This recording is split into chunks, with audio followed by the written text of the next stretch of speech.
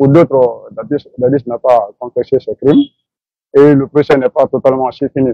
Donc c'est un peu difficile à digérer pour la plupart des citoyens pour comprendre que réellement que le président Mamadou Doumbouya lui a gracié sans aucune explication. Voilà. Donc les citoyens se demandent est-ce que réellement quel est le motif. Et la libération du capitaine Moussa Dadis Camara, l'ex-président de la République de Guinée, est un sujet très complexe pour nous les citoyens. Donc nous, l'autre côté qui est complexe, qu'on peut comprendre, parce que aussi tout être humain peut être pardonné. Voilà, Dieu qui nous a créé, Dieu le Tout-Puissant, aime pardonner à ses disciples. Voilà, et on peut aussi comprendre que le sujet peut être compréhensible, parce que si c'est un président qui a servi le pays pendant longtemps, donc s'il est gracié par son successeur, Mamadou Doumbouya, on peut comprendre cela aussi, parce qu'il a longtemps servi le pays. Donc, ce service-là doit être aussi récompensé. Donc, il faut dire aussi, on peut comprendre de ce sens. L'autre sens qui est compliqué, ça aussi c'est là. Et le sens qui est un peu compréhensible. Je pense bien que la libération de Dadis, d'une part, c'est remettre en cause la justice guinéenne et dans la mesure où vraiment Dadis n'est pas le seul coupable dans cette affaire. Et il n'est pas exclu de le libérer.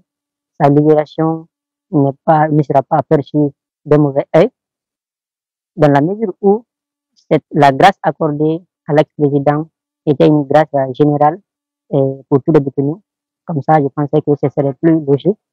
Mais dans la mesure où cette grâce est particulière et ne vise que l'ex-président Dadis, donc je pense qu'il fallait que ce soit un peu général pour tous les détenus.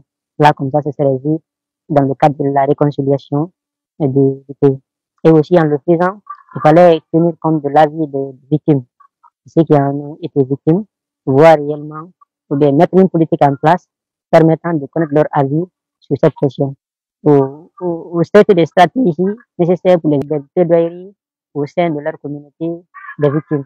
Comme ça. Et ensuite, si cela est fait, procéder à la libération du président. Là, ce serait dans le cadre de la réconciliation nationale et chacun serait satisfait. Même la justice, je crois aussi qu'elle serait satisfaite parce que, mais en ce moment, voyant la libération du capitaine Moussa Dadis Camara et voyant aussi la détention des autres détenus comme les Toumba, les autres, voilà. Donc cela laisse un peu un manque de crédibilité au sein de la justice. La libération de Dadis, moi je pense que c'est un acte solitaire. Et c'est un acte solitaire. Ça y va à l'intérêt supérieur de la nation parce que le président Dadis, en fait, c'est un acte, quand je parle que c'est solitaire, c'est politique aussi parce que vu que Dadis a une influence sur la forêt, il a un impact positif sur la forêt.